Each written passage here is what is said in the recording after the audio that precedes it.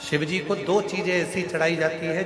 जब व्यक्ति की ग्रह दशा बेकार चलती है, जब व्यक्ति को यश नहीं मिलता है, जब व्यक्ति को सम्मान नहीं मिलता है, व्यक्ति एक ही जगह अटक कर रह जाता है, उसको सफलता नहीं मिलती है, जब व्यक्ति को बार बार अपयश मिलता है, जब व्यक्ति को बार बार टेंशन आता है, वो डिप्रेशन में पड़ा रहता है, चिंता में पड़ा रहता है, तो शिव जी को केवल दो चीजें ऐसी चढ़ती है जो हमारे भीतर के क्लेशों को, अशांति को, दुख को, तकलीफ को, कष्ट को हमारे भीतर से निकालता है। एक है धतूरा और दूसरे नंबर पर है समी का पत्र। एक धतूरा और दूसरे नंबर पर समी का पत्र।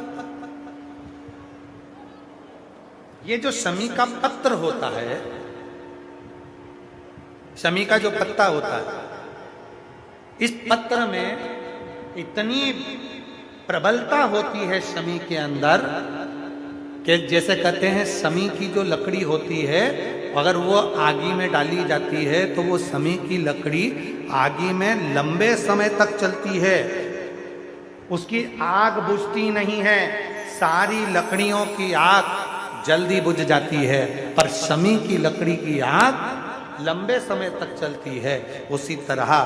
एक समी का पत्र जब हमारे भीतर बहुत क्लेश होता है, अशांति होती है, टेंशन होता है,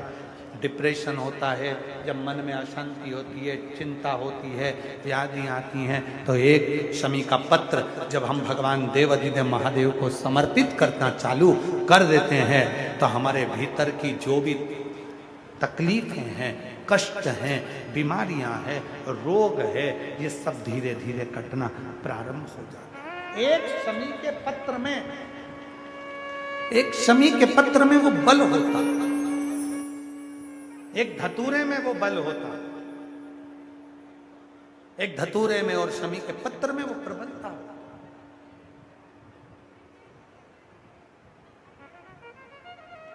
धतूरे को भी तीन तरह से चढ़ाया जाता है।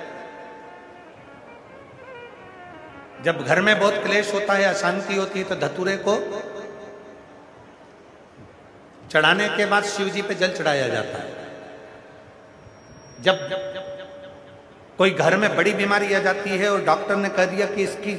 तो ऑपरेशन ही कराना पड़ेगा, इसको कहीं ना कहीं तकलीफ ज्यादा ही है और ऐसा लग रहा है कि बहुत तकलीफ में जाएगी ये बीमारी, उस समय पर